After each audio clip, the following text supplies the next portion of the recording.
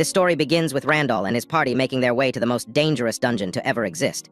They trek for miles, searching for the dungeon's entrance. As usual, Randall carries all the luggage, struggling to keep up with the rest. Loig, the party's vanguard, yells at him to stop lagging behind and threatens that if he can't carry the load, he will leave the party. With no choice, Randall accepts this harsh reality and shoulders the heavy pack. Hours later, they finally reach the imposing entrance of the god-slaying dungeon, and the party leader announces they're going in. As the members step inside the dangerous dungeon, Randall calls out to Ray, his loyal dog, asking him to come along. The moment they enter, monsters immediately attack the party, forcing everyone to draw their weapons quickly. Feudo, the party leader, turns to Randall, instructing him not to get involved in the fighting but to focus on reporting what he observes. Randall reluctantly agrees, feeling bad about not joining the battle. As the party struggles against the overwhelming assault, Feudo admits that things aren't going well. Suddenly, Randall shouts a warning about 5 monsters approaching from the left, and Feudo immediately delivers a powerful slash against the approaching creatures. The chaos intensifies as monsters swarm from every direction. With no escape route, the party members panic. Randall spots a monster sneaking up behind Loig, the party vanguard, and quickly warns him. Loig spins around just in time, slashing the creature before it can strike. Instead of thanking Randall, the ungrateful scum yells at him, calling him an idiot and warning him not to be late with his alerts next time. Soon after, the team reaches the boss floor of the dungeon, and things take a turn for the worse when 5 giant minotaurs appear, blocking their path. These aren't ordinary monsters, they are the floor bosses of the god-slaying dungeon. Feudo stares in disbelief at the towering beasts and urgently orders everyone to scatter and run for their lives. Everyone starts to run, but the Minotaurs waste no time launching a devastating attack that causes a massive explosion. Burdened by the heavy luggage slowing him down, Randall asks Feudo what to do about the load. But Feudo yells at him, saying Randall is in charge of the luggages and needs to carry them because that's its responsibility. Carrying the luggage of 5 people, Randall can't keep up as they flee. During the escape, Loig turns to Mela, the team's so-called genius, and asks if she has any ideas. After an awkward silence, Mela thinks of something dark and sinister. She coldly says someone must sacrifice their life for the others to survive. Loig laughs and bluntly declares that Randall will be the sacrificial lamb. The cruel suggestion shocks Randall. His own teammates are seriously considering using him as bait. Quella immediately protests, defending Randall against the injustice. But Loig confronts her sharply, asking if she's willing to sacrifice herself instead. His question cuts through Quella like a knife. Randall desperately looks to Quella for her answer, but the fraudulent clout chaser remains silent, keeping her head down as she runs ahead, leaving Randall behind. Far behind, Randall realizes his former friends have made their choice. They are willing to let him die to save themselves. As the Minotaurs close in, Randall knows if he doesn't act fast, he'll be beast buffet served up fresh. In that desperate moment, he sees Feudo, his friend and party leader, return to meet him. A flicker of hope sparks across Randall's face. He thinks Feudo came back to help with the luggage. But to his utter shock, Feudo reveals the harsh truth. He admits he always planned to kick Randall out of the party, and this dungeon was meant to be Randall's last mission before being discarded like trash. Before Randall can say a word, the heartless backstabber pulls out his sword. The final betrayal comes as Feudo launches a deadly attack, striking down the person who trusted him most, then coldly declares it was for everyone's good. Feudo stands over Randall with cold eyes, wielding the sword of betrayal, while Randall clutches his wounded stomach. The party leader delivers his final cruel words, telling Randall not to think ill of him, claiming his actions are for the good of everyone. He adds that Randall will be remembered as a legend if he sacrifices himself. Without looking back, Feudo takes off running toward the dungeon exit. Behind him, Randall collapses to his knees, struggling to hold himself upright. The monstrous Minotaurs lumber forward with thunderous steps, ready to finish what the party has started. Randall feels ready to give up. None of his party members even cared to look back. They all chose to save themselves. Just then, one giant Minotaur approaches from behind, preparing to strike Randall with its giant axe. But Ray will not abandon his master. The loyal wolf dog charges at the massive beast, biting and snapping despite being vastly outmatched. Randall watches his faithful companion battle the Minotaurs and screams for Ray to stop. But the brave wolf refuses and continues to fight with everything he got. Randall begs his dog to escape and save himself, insisting there's no need to sacrifice everything for someone like him. Things get worse when the Minotaur catches Ray by the neck, and before Randall's very eyes, strikes the dog's head with its sharp, giant axe. Ray howls mournfully and collapses instantly from the brutal assault. Still, the loyal dog tries to comfort Randall even in his darkest hour, licking his face with happiness. Ultimately, the dog slumps and dies in a pool of his own blood, and Randall cries uncontrollably, but the Minotaurs press forward, closing in with their massive weapons, ready to end his life. Randall can already see Heaven's Gate and prepares to meet his dog soon. But as the Minotaur attacks, a much larger and more ferocious Ray appears out of nowhere and intercepts the attack. Randall is in utter disbelief, struggling to understand what's happening. This berserk Ray battles the Minotaurs with the brutality of a beast on steroids and ultimately takes them down, shocking Randall. Suddenly, a notification appears, stating that Randall has met the conditions for necromancy. It announces that with the release of this power, Ray can now be summoned. With this new revelation, Randall looks again at the wolf before him and Ray's spirit smiles, confirming he truly is there. Randall reaches out excitedly to touch his dog's face, but then notices something shocking. Ray now appears as a spirit, slightly transparent and floating. Pang of sadness strikes Randall as he realizes that because of his own weakness, his loyal companion has truly died, and understands that Ray's spirit presence is as a result of the Necromancer ability he has just acquired. Though Ray died because of his lack of skill, the wolf is grateful to remain with his master through necromancy. Overwhelmed with emotion, Randall cries bitterly. Despite the dog's death due to his shortcomings, Ray is still genuinely happy to be by his side. Randall considers himself truly blessed to have such a loyal friend, and with heartfelt sincerity, he thanks Ray. Randall surveys the fallen minotaurs scattered around him, contemplating what to do with their bodies. He recalls a voice that spoke to him at the brink of death, revealing that he absorbed the minotaur's powers alongside Ray's. This realization sparks the possibility that he can summon these beasts just like his wolf companion. Suddenly, one of the minotaur corpses stirs and rises from the ground, catching Randall off guard. He stares at the massive creature standing before him, uneasy as he senses it will follow the same fate as Ray. Suddenly, Randall feels a massive surge of aura coursing through him, sending a shock through his entire body. He realizes this might be the absorption ability the notification mentioned. To test it, he quickly assumes a karate stance and punches the wall in front of him. A huge crater forms with a thunderous crack, confirming he has absorbed the Minotaur's strength. His eyes then shift to the lifeless Minotaur lying nearby. He considers what to do with the valuable body, and he also can't just leave Ray's corpse behind in the dungeon. Lost in thought, the system suddenly activates again, announcing he has learned a new skill, Coffin of the Dead Spirit. Randall feels a rush of excitement as he decides to test the new skill. He activates Coffin of the Dead Spirit on Ray, and a mystical coffin materializes, allowing him to safely store Ray's corpse. Impressed by the power of the ability, Randall sees its usefulness and wonders if he can do the same with the Minotaur's body. Suddenly, a Minotaur spirit emerges behind him, growling with authority. The system announces the Minotaur is now available for use. Randall smiles and asks the spirit if it can help carry the corpses. The Minotaur nods firmly in response. Grateful, Randall thanks the creature and then asks if it likes the name Ace, and the Minotaur growls in affirmation, accepting its new name. Randall smiles in delight as Ace responds positively to his new name and then asks the beast to take care of him. The system then displays that Ace's status has risen significantly thanks to familiar strengthening. Both Ray and Ace have grown much stronger, with Ray showing even greater power after defeating the 5 Minotaurs in the dungeon. Randall beams with satisfaction. He has graduated from being a mere luggage carrier to a true necromancer. Now, he looks forward to finding other necromancers, or perhaps returning to clear the dungeon once more, and anticipates new adventures ahead. One thing remains certain. This time he will live freely with his loyal animal companions by his side. Meanwhile, Randall's former party remains trapped deep in the dungeon. Monsters swarm from every direction, overwhelming them completely. The situation grows desperate. The enemies prove far stronger than expected, and Quella quietly wishes Randall were still with them, helping to carry their supplies and watching their backs. Loig and the others struggle to maintain formation, but their teamwork crumbles under pressure. Mael snaps at Loig, criticizing his sloppy control and bluntly saying even Randall was better than him. Loig, infuriated, bitterly complains that none of this would have happened if that little guy hadn't died along with their luggage. The party's dire situation weighs heavily on Feudo, the leader. Frustrated, he shouts and charges at a lone monster, striking it down with fierce determination. The rest of the team watches in confusion and shock as he fights wildly. As his teammates call out his name, Feudo stands clutching his sword, despair washing over him. A flashback reveals the roots of his jealousy. Back in their small village, everyone admired Randall as the pride of the community while Feudo remained in the shadows. Randall had topped the exams and earned the title of prodigy, fueling Feudo's twisted envy. At first, that jealousy mixed with admiration, leading him to beg Randall to teach him. Randall agreed and they formed a party. Feudo worked hard, learning from Randall, but never reached his level. Over time, his envy deepened, growing darker. After forming the party, Feudo made sure the others never noticed Randall's true abilities by forcing Randall to carry all their luggage and kept his talents hidden. Now, confronted by the overwhelming monsters, Feudo's hatred for Randall consumes him entirely. He lashes out in fury, demanding why Randall keeps standing in his way. With a powerful strike, he slices the head off a Hydra, convinced that he should be the next hero candidate, not Randall. While heading toward the exit, Randall discovers a treasure chest filled with gold and magical items. Among the loot, he finds a mysterious black cloak and decides to try it on. The moment he wears it, system notifications flood in, announcing that his status has risen and his necromancer abilities have evolved. The system also announces a new skill, the ability to make his familiars visible or invisible at will. With that, Randall decides to keep Ace hidden for now, knowing others would be terrified to see the massive Minotaur. Instead, he will only reveal Ray for the time being. As he glances at the other gear scattered on the ground, he is reminded of his former party cruelty. But then he steels himself not to be bothered by them. Since they had planned to kick him out anyway, he resolves that once he returns to the guild, he will leave the party for good. Several hours later in the guild, everyone freezes in shock at the sight of someone. You already know, it's Randall walking inside the guild with his massive wolf dog, Ray, by his side. Suddenly, a voice calls out his name from the crowd. It's Nina, the cat girl receptionist with pointed ears, who hurriedly approaches him, relieved that he made it back safely.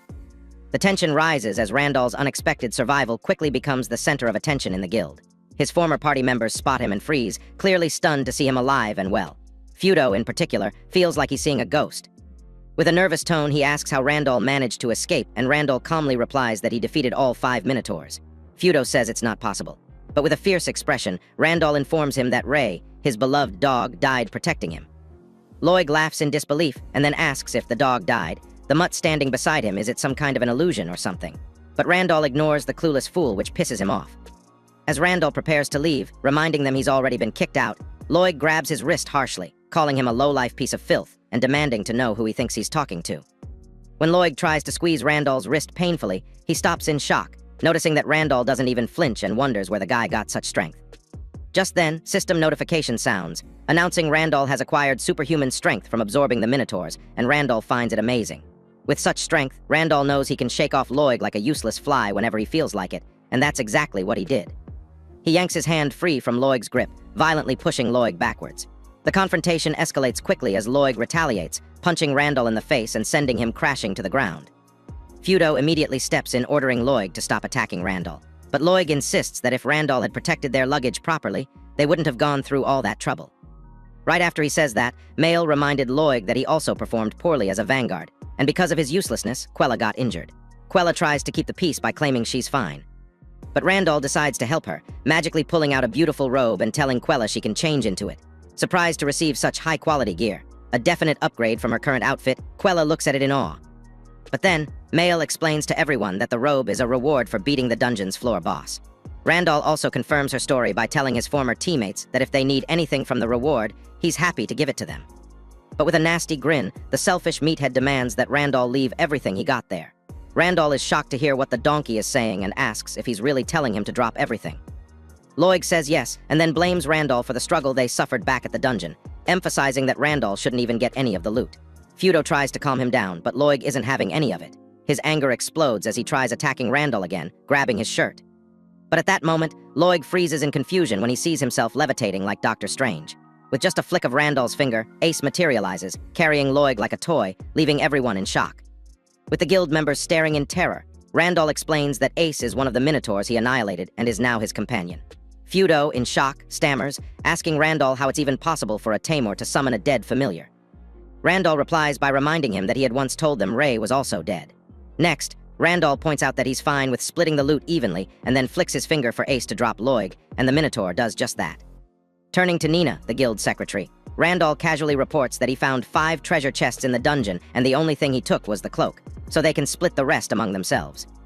When Nina asks if he's sure about his decision, Randall says yes, saying it will be his parting gift. Nina is fine with it, but then recommends that Randall first take whatever's necessary. Randall replies that all he wants is to split the Minotaur's corpse with his former teammates. When a voice tries to protest, Nina explains that Randall has a right to the corpse. Furthermore, she clarifies that by the time Randall annihilated the Minotaurs, he was already going solo and no longer a member of the party. However, she says if Randall insists on splitting it, then she will do just that. But first, she explains the process. She says the guild suggests Randall take whatever's necessary first since he will start doing business with them. Everyone is taken aback to hear that the guild is willing to do business with Randall directly.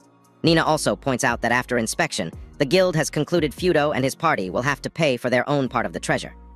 Loig immediately protests the guild's decision to let Randall walk away with all the valuable loot, but Feudo orders him to stop. Feudo steps up and says he understands, but adds that they are broke at the moment. Nina thanks him for his understanding, mentioning that the items will stay in the guild for now since they can't pay for them. With that, the cat girl receptionist turns to Randall and suggests they discuss party cancellation and solo registration in another room. But before they can leave, the annoyed meathead grabs Randall by the collar, demanding to know why he left them when they needed him most. But at that moment, Ray growls at him, ready to grind his flesh into minced meat. For the first time, Loig is terrified at the sight of the beast and immediately lets Randall go. Everyone in the guild starts mocking the almighty Loig for being scared of a dog. Someone in the crowd even speculates, saying there's no place for Loig in the guild anymore. Feudo nervously admits that Loig was wrong about what he said, but insists there's some truth to it, claiming Randall chose to hide the full extent of his strength, knowing the team was in danger. Randall is shocked, struggling to process this twisted logic, and asks if Feudo even understands what he's saying. Nina interrupts, pointing out that they need to hear Randall's side of the story to really determine who's at fault. Feudo tenses up and demands the guild listen to his team's version, but Nina cuts him off, saying the guild has heard enough from them already. Nina reveals that Feudo and his team had previously claimed Randall sacrificed himself, even though they all tried to stop him. Feudo nervously tries to say something, but Nina cuts him off. She warns that giving false reports to the guild is a serious crime, and they could be blacklisted as adventurers who submit fake reports.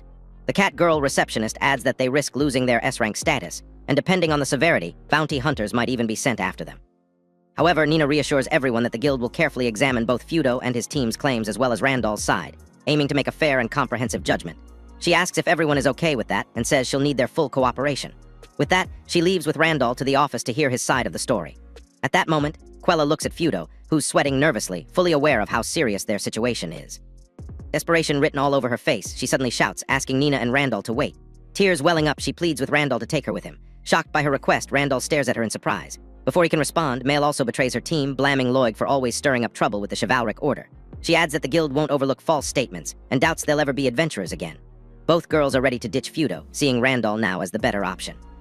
Feudo, stunned, can't believe what these backstabbing snakes are spewing from their disgusting faceholes as he watches his party's reputation crumble before his eyes.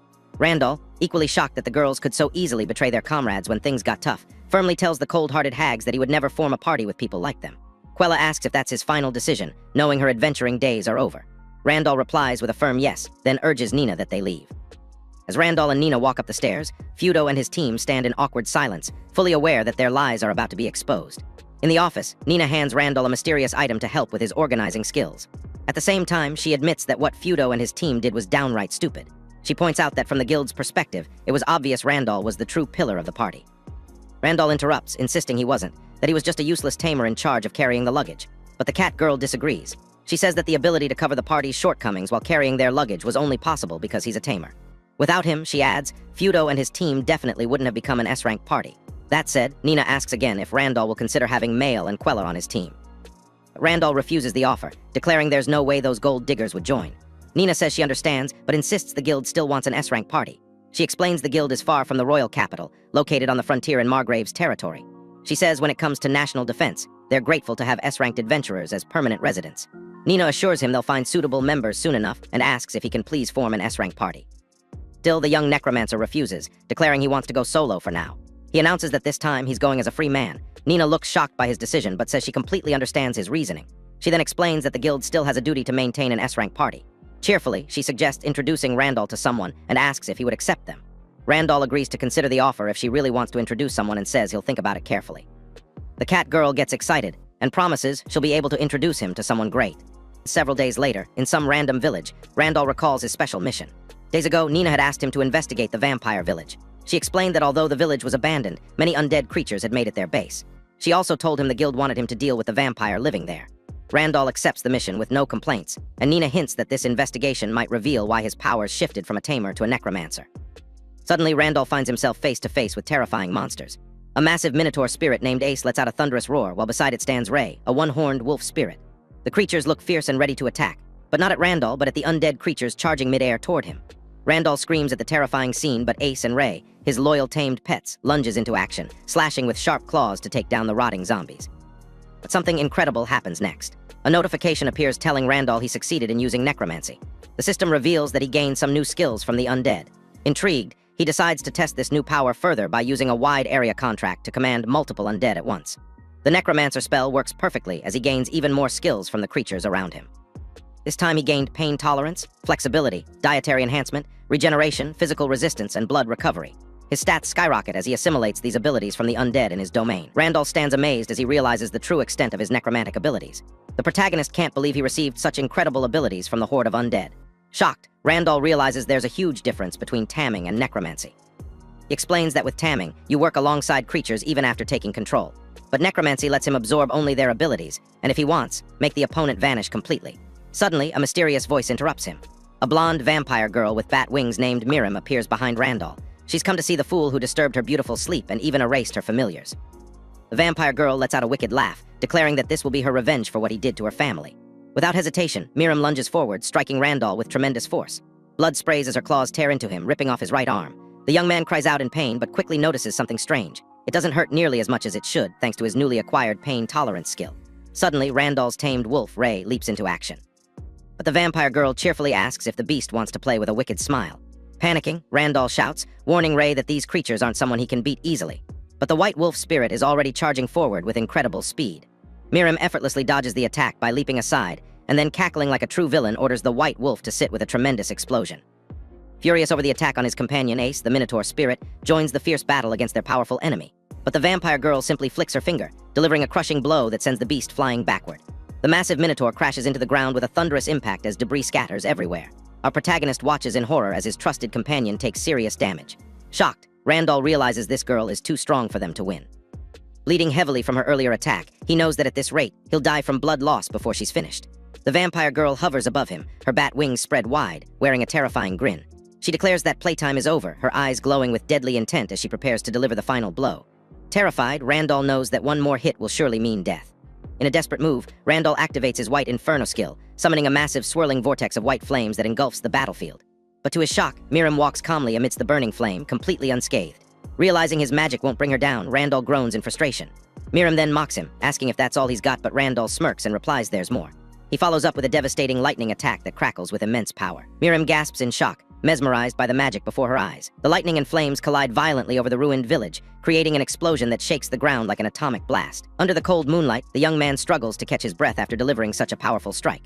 But his frustration increases as the indestructible vampire slowly advances while he remains motionless amidst the rubble, gasping for air. She comments that his unique skills, White Inferno and Lightning, are interesting and admits he's piqued her interest with those powerful abilities while Randall sits motionless clutching his injured arm. Suddenly, Miriam's mood shifts, and she cheerfully asks Randall to become her genus. Confused, Randall stammers the word genus in shock. Miriam proudly declares that she, the Lord of Pure Blood, is willing to make him her genus, and then demands to know if he will accept. Realizing he stands no chance against such a powerful foe and might die otherwise, Randall cautiously asks if becoming a genus means forming a blood contract with her. He also wonders what exactly happens when someone does that. Miriam blushes, admitting she has no idea herself, and then snaps, saying it's her first time. Randall then asks for her name, and the vampire girl proudly introduces herself, emphasizing that she is a pure-blood vampire lord. With that, Randall tells her he has a proposal. Miriam, feeling in a good mood, agrees to listen to everything he has to say. Before Randall can speak, he notices his ripped arm, now fully restored as if it had never been injured. Staring at it in disbelief, Miriam explains that she used her skill, Lord of the Night, to return his arm.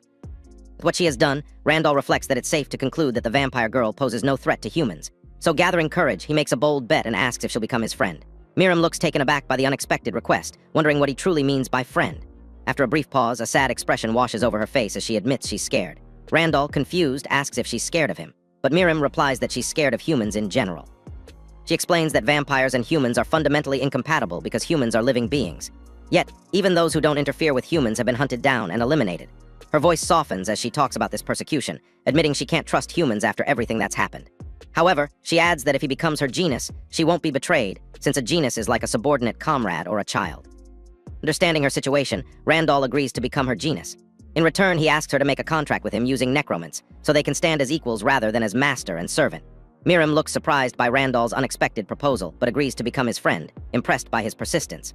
To seal their unusual new friendship, she breaks into a huge smile and cheerfully greets him with a handshake. With everything settled, Miriam asks what they should do now that their friendship contract is formed. Randall then suggests she consider becoming an adventurer alongside him, and Miriam lights up with excitement, shouting that it sounds like a lot of fun. Curious, she then asks what happens when someone forms a contract with a necromancer, and Randall admits it's his first time too, so he doesn't know. Putting that aside, Miriam confesses she forgot to mention something important. She says she will set aside his becoming her genus for now, so they can get to know each other first. When Randall asks why, she explains that becoming someone's genus is a contract that can never be broken, and breaking it means death for both parties. So she thinks it's better to start with something lighter. Randall understands and suggests they head back to the guild together to register Miriam as an adventurer. Miriam panics at the thought of being around so many humans, but Randall quickly reassures her that she's with him, so everything will be fine.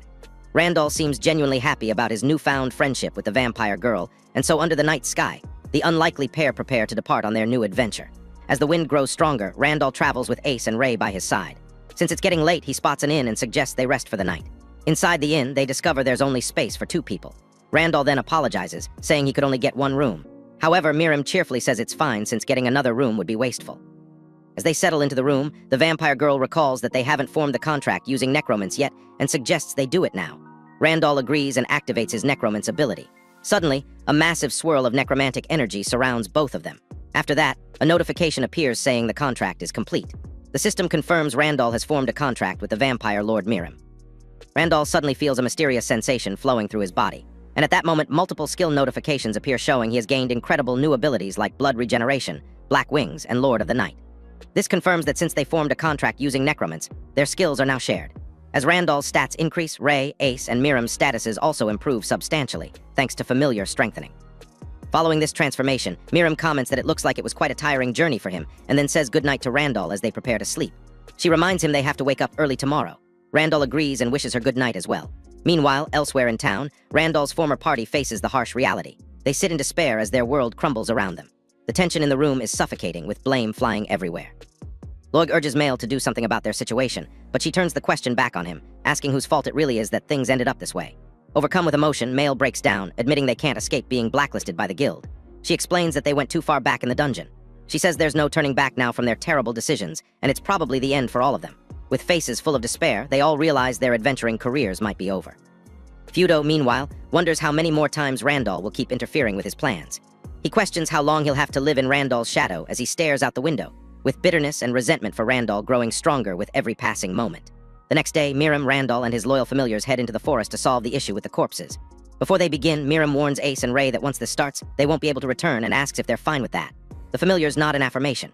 With that, Miriam casts dark magic on Ace and Ray's corpses, which are immediately swallowed up by a dark, gooey liquid. Moments later, they explode, and Miriam assures them the ritual was a success. Hearing this, Ray and Ace smile excitedly.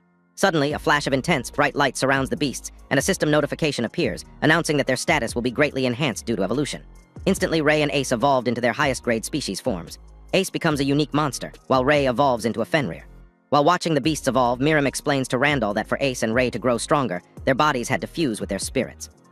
After the transformation, Ace and Ray happily cuddle up to their master and Miriam grins, saying it's surprising, but she can understand why they like Randall so much. Following that, Randall tells Miriam that after making the pact the day before at the inn, he accidentally gained some new skills and would like her to teach him how to use them. Curious, Miriam asks what skills he acquired, but she's shocked to the core when Randall says he gained Lord of the Night and Black Fog. He quickly clarifies that these are unique skills. To make sure she hasn't actually lost them, she tests the abilities and is relieved when they activate, confirming Randall is just borrowing them. So, she decides to teach Randall how to use the skills, saying she's only doing this because she considers him her friend. Randall gets flustered by the compliment, causing Miriam to snap in embarrassment, but Randall quickly apologizes. First, Miriam explains Black Fog. She says it's the ability to produce fog and atomize oneself. She adds that as long as Black Fog is active, attacks can't reach you. Then for Lord of the Night, Miriam says it uses the user's magic power as a base to generate familiars. Miriam adds that if the familiars drink blood, their lifespan increases. In other words, undead energy is like blood to vampires. She tells him they're much more similar than he thinks, and Randall agrees. Following that, Miriam asks about the skill Randall used on his familiars the night before. Randall asks if she means the Coffin of the Dead spirit skill. She says yes, then suggests he use Nightfall Coffin instead. As the system announces that Nightfall Coffin has been obtained, Miriam explains that with Coffin of the Dead, he can only store corpses, but with Nightfall Coffin, he can store practically anything. Intrigued, Randall decides to try out the skill with their bags, and is amazed when all their belongings disappear into the invisible coffin. Randall finds it really convenient because with this skill, they won't need to carry any belongings by hand anymore. Ace feels a bit down hearing this, but Randall assures him that just because they don't have to carry the belongings doesn't mean he doesn't have a role anymore. Ace lets out an excited, satisfied grunt, while Randall smiles cheerfully. With that, Randall suggests it's time to get going. But before they leave, he suddenly remembers something. He asks Miriam if it's true that vampires have a lot of weaknesses, because it looks like she can walk in daylight just fine. Miriam snaps angrily, warning him not to underestimate her. She points out that although she's a vampire lord, so sunlight and holy water don't affect her. Randall then asks if she can survive a wooden stake through her heart, and Miriam confirms she can. This revelation hits Randall hard, finally making him realize the vampire girl is basically invincible. To start on their journey, Miriam spreads her wings, excited to go on her first human adventure with Randall. But to her utter shock, Randall pulls out vampire wings from his own back too. When she asks how that's even possible, Randall just shrugs and says it seems he absorbed them. Before long, Randall and Miriam arrive at the guild. As they head inside, Randall notices Miriam looking nervous and asks if she's okay going in. He reminds her that it was the guild that handled the vampire extermination missions. Miriam turns and asks if the guild still takes on such missions. Randall replies that lately, there haven't been any vampires, so there haven't been any orders from the government. With a confident smile, Miriam brags that she doubts anyone in the guild could even defeat her, and Randall nervously agrees. As they finally step inside the guild, everyone starts muttering about the gorgeous hottie beside Randall. Some comment on how big Ray has gotten, while others talk about how Randall brought a minotaur last time. Impressed, Miriam mentions that Randall is quite popular, but Randall disagrees, saying she's the center of attraction. Embarrassed, Miriam asks if she looks messed up, but Randall smiles and says no. Nina, the cat girl receptionist, spots them from inside and calls out Randall's name, also pointing out the beauty he's with. Miriam gets flustered at first but quickly regains her composure and starts teasing Nina, saying she's quite a beauty herself and might consider eating her up. Randall quickly steps between them and apologizes to Nina for Miriam's crazy behavior, explaining that Miriam is quite an oddball. He then introduces Miriam as his new comrade. With that, Nina informs Randall that Miriam will have to take the registration test to determine her ranking. Miriam also says she'd like Randall to have his rank assessed after recent events. Shortly afterward, the guild sets up a training area with targets, and members gather to watch. Nina explains that since Randall's partner is running late, they'll start with Miriam. He tells Miriam that all she has to do is attack the target in the center of the field however she wants. Miriam says she understands, but Nina asks her to wait a moment while she gets everything ready. With Nina gone, Miriam whispers to Randall that her gut is warning her breaking the target might be disastrous. Randall agrees. When Miriam asks how much she needs to hold back, Randall advises her by asking if she has some sort of weapon. Miriam reveals a family heirloom knife that's been passed down for generations, and Randall assures her that will do. Randall tells her that if the target ever breaks, everyone will just blame it on the weapon, and Miriam praises the idea as a smart one. When Nina calls out for her to begin the test, Miriam approaches the target wielding her knife. Voices around her whisper, calling her a princess for not using magic or any long-distance attack. But Miriam launches herself forward with incredible speed. She strikes with devastating force, completely obliterating the testing target. The impact creates a massive explosion that shakes the entire training ground, surprising everyone, and the crowd starts asking if the target is broken or something. Nevertheless, they all admit that Miriam is a promising rookie. Randall, trying to cover for her, turns to Nina and tries to convince her that the target must have been old. Nina, with no choice, accepts that must be the reason and then reveals that Miriam has earned a B rank for her performance. After Miriam's test, Nina turns to notice that Randall's sparring partner has arrived. Randall's face shows shock. His sparring partner is none other than Luminous Rivest, the youngest solo adventurer to hold the S-rank title. The blonde knight Luminous brags about how popular she's become with her holy sword. Then she insists they start the test immediately. After all, they're both busy people. Luminous does some light stretching and warm-up before launching forward with incredible speed. As she approaches, Randall notices the terrible aura radiating from her and realizes just how fearsome she truly is. Luminous asks if he's ready, and Randall braces himself for her attack. Here she comes. Randall panics and desperately calls out to Ray and Ace for help. His loyal familiars burst into action immediately, surprising Luminous and halting her attack. She stops in her tracks, amazed by the power of a Necromancer. After a brief moment, Luminous vanishes into thin air, leaving everyone stunned. Suddenly, she reappears midair, launching an attack on Ray. She strikes with devastating precision, sending Ray crashing backward. But the giant Minotaur attacks, ready to protect their master. Ace hits the ground with tremendous force as dust and debris fly everywhere, but Luminous evades by leaping high. At the same time, the wolf dog lunges forward with deadly intent, charging at the knight with fierce determination, but Luminous easily blocks the attack, moving like lightning across the battlefield. Both familiars attack with unrelenting effort, and Luminous can't help but commend how both beasts have surpassed a rank in strength. As the battle intensifies, Randall cheers on his boys, clearly impressed. But this only pisses Luminous off. She launches an attack midair at Randall, taunting him for being a femboy who lets his familiars fight for him.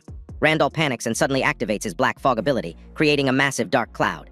The training ground fills with swirling mist as his form disappears completely. Luminous is taken aback by the sudden move, but Randall manages to escape sudden death. Luminous notes that Randall seems to possess an interesting ability. Then, without warning, she delivers a sneak attack from behind, desperate to show him just how slow he is. Meanwhile, Miriam and Nina watch nervously from the sidelines. As Luminous closes in and declares the battle over, Nina covers her eyes in horror, not wanting to see what's coming next. Suddenly, Luminous gasps in surprise as her attack meets resistance. Randall grabs her sword with his bare hands to block it. Blood drips from his wounds as he struggles to stay standing. Luminous can't believe the boy sacrificed his arm just to block her devastating strike. Impressed by his savage defense, she ends the duel, acknowledging his determination. She announces for all to hear that Randall has passed the test. Officially, by the name of her holy sword, she grants him the right to call himself an S-rank. The guild members erupt in excitement, chanting Randall's name and cheering his performance. Randall thanks Luminous gratefully, but admits honestly that it doesn't feel like a real victory. Luminous replies that he hasn't won yet, and it will take him a lifetime to actually defeat her. However, with a mysterious smile, she jokes that she has a feeling it'll happen one day. System notifications appear, showing Randall has gained new abilities. He acquires the extra skill super reactions and ultrasensory, both absorbed through his abilities. With the duel concluded, Nina excitedly runs to Randall, congratulating him on attaining S-rank status. She also points out that, besides his familiars getting stronger, he himself has become incredibly powerful, leaving Randall speechless at the compliment. Luminous approaches Randall and cheerfully declares that it was a great fight. She suggests they fight again soon and offers a handshake. Randall agrees with excitement, saying they definitely should. The two fighters shake hands firmly in a spirit of sportsmanship. Luminous mentions she'll go play with some dragons nearby, but before leaving, she prays for Randall's success. With Luminous gone, Miriam notices Randall's arm bleeding heavily and panics. Randall tries to brush it off, saying he's fine, but Miriam uses her Lord of the Night ability to heal his injured arm. Unfortunately, Nina witnesses the magic Miriam performs with the bats and nearly faints from shock. She quickly grabs both of them, commanding them to follow her to the office. Once inside, Nina is furious, scolding Randall for not telling her Miriam was a vampire. Randall apologizes, then tries to explain that although Miriam is a vampire, that's her past, and she's clearly scared of humans in general. Miriam feels bad hearing them argue about her and says she will be leaving. Nina stops her, asking why she's suddenly planning to leave. Miriam responds that she doesn't want to make a big deal out of it and didn't really want to stay anyway. But Nina insists there's no problem. She explains she's only upset because Randall lied to her. She angrily reminds Randall that giving false reports to the guild is a felony, and Randall replies that he understands. Nina points out that as long as he understands, he knows she'll have to report the issue to the guild master. With that, Nina leads them into a room where a man is sitting with his back to them. Randall immediately recognizes him as Gillen. The man suddenly stands from his chair and introduces himself as Gillen, the guild master. He tells Randall it's a pleasure to meet him. Gillen approaches them and asks if Miriam is the rumored girl. He then introduces himself to Miriam, saying it's a pleasure to meet her. When he calls her a high-ranking demon, he unknowingly massages her ego. Miriam brags that she's a vampire lord and commends him, saying he has good eyesight.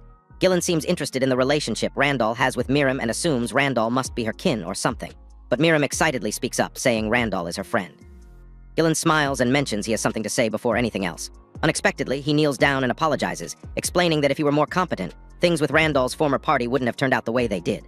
Randall immediately tells him not to apologize and says there's no need for it. However, Gillen mentions that since Feudo and his team were an S-rank party, he can't ban them outright. Instead, they'll be placed under house arrest. As for Lloyd, Gillen assures Randall that he's planning to punish him soon. When Randall asks what kind of punishment, Gillen clarifies that Lloyd will have his license revoked, meaning he won't be able to return to the Order of Knights. Furthermore, Gillen says Feudo and the girls will be demoted to A-rank. He doubts anyone will be willing to help them, given the bad rumors spreading after the incident since everyone is scared to associate with them. Finally, Gillen asks if they can keep Miriam's identity as a vampire a secret for a while. Miriam responds that she doesn't mind, but asks if it's because she's a vampire. Gillen explains that some especially high-ranking officials find vampires annoying in their own way. However, he reveals the biggest reason is that they don't want Miriam to go through more trouble than she already has. With a warm smile, Gillen tells Miriam that he likes her, causing her to blush at the unexpected compliment and look genuinely touched. Randall then excitedly turns to Miriam and assures her that vampires are no longer seen as hostile creatures by humans. With a warm smile, he tells her that not all humans are bad. Miriam agrees, saying he is absolutely right. That said, Gillen mentions the main reason he invited them is because he has a quest that needs their attention. Randall looks confused, wondering why him. Gillen lights his cancer stick and says he wants Randall to investigate a dragon's graveyard for the mission. Gillen explains the mission to Randall and Miriam. He mentions that the location is in the mountainous region to the north, where the remains of a giant dragon, defeated by a hero, lie. Miriam seems confused and asks why the dragon's remains have been left untouched for so long, since they're a valuable resource for humans. Gillen simply replies that it's because the dragon was too large. He reveals that heroes back then lacked the strength to defeat it and the skill to carry the dragon away. As a result, the dragon's bones were left to rot, and the enormous magical power in the corpse gradually turned into a deadly miasma. Gillen mentions that a priest had been exorcising the miasma periodically. However, the priest is now effectively under house arrest, meaning the dangerous miasma is building up with no one to control it. Gillen admits this is why he asked Randall for help. He says it's not a bad deal for them either. Gillen explains that the fact Miriam is a vampire will eventually become public, but when it does, it'll be useful to have a powerful ally like him. Randall considers the mission carefully. He reasons they could use this case as an opportunity to showcase a vampire's strength, but expresses his concerns. He says he can investigate the situation, but can't promise the problem will be solved. Gillen is about to finalize the deal when Nina interrupts, suggesting he tell Randall the truth instead of sugarcoating it. Gillen agrees, but coldly warns them never to tell anyone. The guild master explains the reasoning behind the secrecy. He mentions that the dragon's graveyard is surrounded by dangerous miasma unprecedented in the guild's records. When Randall asks if he means there's an anomaly, Gillen confirms it, revealing that the true mission is to take down a dragon zombie. Miriam seems intrigued by what she just heard, but Randall, scared, stresses the gravity of their situation and asks if she has a plan. Miriam replies that she knows it will be tough to handle alone, but with a cheerful smile says that with him, the mission will be a piece of cake. Randall asks her not to overestimate him, though he admits it would be an honor. Gillen shows confidence in the young Necromancer's unique abilities, but mentions that, as customary, the guild will form a unit to support them in defeating the dragon zombie. Nina also says she believes that with Randall, everything will be fine. When Randall asks where she gets such confidence, Nina exclaims it's because he is a unique class. She adds that she did some research on Necromancers and discovered that Randall is the first Necromancer in the guild's history. When Randall asks if unique classes are that rare, Nina confirms it, saying it's because they have outstanding abilities. She reveals that the Demon Lord, the Hero, and Luminous are all unique classes, shocking Randall. Miriam then holds Randall's hands, assuring him that if things go south, she will step in. Gillen concludes by saying he expects a lot from them. Despite everyone's faith in him, Randall can't help but feel uncertain about the mission. Knowing he can't betray their expectations, he vows to do his best and live up to their trust, and then tells Gillen to leave it to them. The next day, Gillen and Nina escort Randall, Miriam, and Ray to the edge of the forest and wish them luck, asking them to be careful. Randall thanks them, after which he and his companions set out on their dangerous new adventure to the dragon's graveyard. On the way, Randall turns to Miriam with a curious question, asking why she doesn't just fly when they travel together. Miriam looks surprised but explains that for short distances, she prefers walking. After that, she admits she's getting tired, so Randall suggests they take a quick rest. As they rest, Miriam asks how much longer until they reach their destination. Randall replies it will take a while and suggests stopping in the nearby town of Adding. Suddenly, Miriam gets excited about preparing for their mission. She eagerly asks Randall to tell her more about investigation quests, especially everything about the sleeping dragon's graveyard. Randall agrees, explaining how investigation quests work in the guild system. He tells her there are two main types: group investigations, which pay little or no basic fee, and special investigations, which require a similar level of trust and pay based on the value of what the investigation reveals. After that, Randall shares what he knows about their legendary ancestors. He says the dragon has become part of local folklore, stories parents tell their children before bed. But there's more to this particular tale. Long ago, a fearsome dragon terrorized the surrounding villages. The beast demanded a sacrifice once a year. If the villagers refused or the dragon disliked the offering, misfortune would strike their homes. Desperate, the villagers began worshipping the dragon as a god, helping to appease its wrath. Then everything changed when the empire expanded into the region. One day, the dragon stopped by a nearby empire on a whim. The battle that followed was fierce and costly for both sides. Even the mighty dragon suffered wounds across its massive body. But before more lives were lost, something unexpected happened. Suddenly, a legendary hero appeared on the battlefield. Miriam looks confused, and Randall explains the twist. He reveals the hero was responsible for destroying both the Empire and the evil dragons. Then Randall shrugs it off, calling it just a fairy tale. Some tailies paint the dragon as the village's ally, others as evil. But one thing is certain. There is a dead dragon and a fallen empire, and the dragon's graveyard has become a dangerous place, filled with miasma. In addition, some adventurers venture there in search of demons, or to obtain medicine from the dragon's bones. With everything said, Miriam stands and says they should leave for their destination. Randall asks if she's sure about this dangerous mission. Miriam replies that they won't know the full details until they actually arrive. The trio prepares to continue their journey toward the dragon's graveyard. Before long, they finally arrive at the bustling town of Adding. The cobblestone streets are filled with various people going about their daily business. Ray lets out an excited bark as they explore the lively marketplace, but Randall apologizes and tells the dog to return to his coffin. Meanwhile, Miriam notices something interesting about the town's atmosphere. She points out that many demi-humans live here peacefully. Randall explains that this place has become a gathering spot for demi-humans, beastmen, elves, and other races who have lived here since ancient times. He adds that there's no discrimination or persecution in this town. Randall asks if she likes the town, and Miriam seems fascinated by the peaceful coexistence, declaring the town wonderful. Then Randall realizes they have a practical concern to address. He says they need to procure supplies and grab a bite to eat, but he wonders if the vampire girl can safely consume the same foods as humans. Miriam cheerfully explains how convenient her vampire abilities are.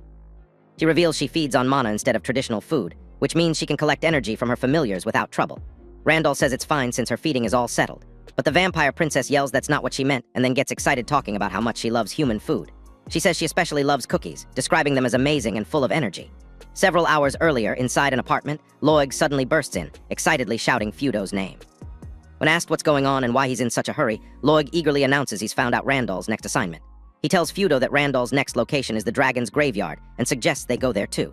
Quella panics at the idea and reminds the potato brain that they're still under house arrest. But the silent and calculating male comments that if they do well, they can still clear their names.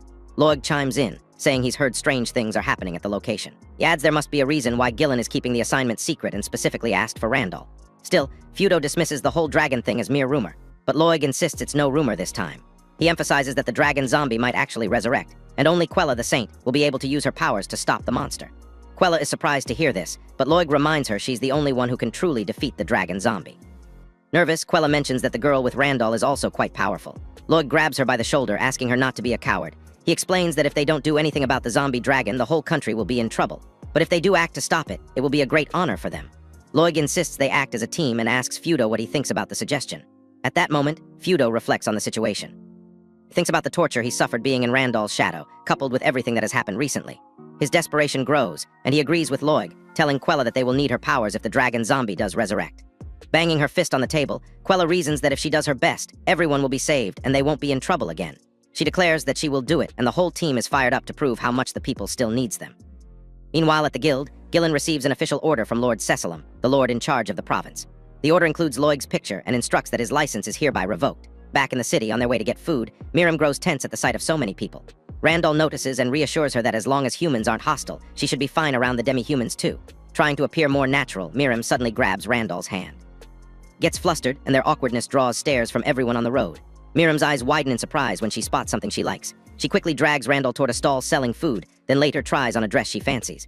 The fun activity has both of them smiling. Shortly afterward, they finally arrive at the dragon's graveyard with Ray riding them there. The first thing they notice is how dark the forest is. Randall points out that the last time he came here, it wasn't this dark. He wonders why the place has worsened over the years and speculates it must be because the miasma is increasing. Miriam explains that a corpse of a magical creature left to rot in such a place would almost certainly become undead, except the dragon must be suppressing it. Randall broods over Miriam's comment and speculates that whatever is suppressing the dragon from becoming undead must be overflowing. That's likely why Gillen asked him to investigate. Miriam agrees. This frightens Randall. He thinks to himself that if a monster or any creature wanders into a place like this, there's a high risk it will become a demon lord class. After walking deeper into the forest, they stumble upon what looks like a giant fan. Miriam recognizes the device as a priest's magical tool, a device that controls the level of miasma. She explains to Randall that the device feeds excess miasma to weak creatures and monsters nearby, creating balance and preventing these creatures from dying. But Miriam is confused about why the device is suddenly overflowing with miasma. She speculates it might be because the dragon is about to run out of magical power. Randall doesn't quite understand what she means, so Miriam illustrates by saying a candle burns brightest right before it goes out. Understanding this, Randall suggests that since it will eventually go out, there's no problem and it's best to just leave the place alone. But Miriam disagrees. She explains that if left unchecked, the dragon will gather an enormous amount of miasma and then turn into an undead. Panicking, Randall asks if there's anything they can do to prevent it. Miriam immediately suggests they direct all the miasma at the dragon and strike it down the moment it resurrects. But Randall opposes this. Miriam then suggests she take in the miasma and try to reduce it. First, she says they'll have to check the dragon's condition and eliminate any other creatures besides the dragon. Randall agrees, and Miriam casts Nightfall magic to create a path to where the dragon lies. They eventually find the skeletal remains of the dragon. Seeing its state, Miriam suggests they don't do anything unnecessary. She explains that after a few decades, its magical energy will run out and everything will return to normal. Randall agrees, saying it's best to prohibit anyone from entering the area. He also points out they need to make sure there are no creatures or objects nearby. To ensure that, Randall offers to use his necromancy powers. Meanwhile, spying from deep inside the bushes are Feudo and his crew. As they try to figure out what Randall is up to, they are shocked to see that Ray has evolved into a Fenrir. The last time they saw the dog, he was just a one-horned mutt. Quello explains that the familiar must have undergone some kind of evolution, but Feudo disagrees, saying there's no way Randall can be a legendary tamer. Putting that aside, Feudo instructs them to get to the dragon and investigate, which they all agree to. Feudo and his team eventually make it to where the fan device is, and Loig suggests they take action. With a confused expression, Feudo asks the maniac what exactly he wants them to do. Loig explains that if the dragon awakens by chance, they should defeat it before Randall does and take the credit. Feudo completely disagrees, saying the dragon can't be revived for another few decades. Loig gets pissed and stresses how dire their situation is. He reminds his teammates that because of Randall, they were stripped of their S-rank party status. Mail interrupts, reminding Loig that his situation is worse. She says he can't even be an adventurer anymore, and as a party, they can't do much without a vanguard. Feudo responds that he understands their situation but still doesn't see what that has to do with awakening an ancient dragon. Frustrated, Loig calls him slow-brained and says if it weren't for him, they'd still be B-rank.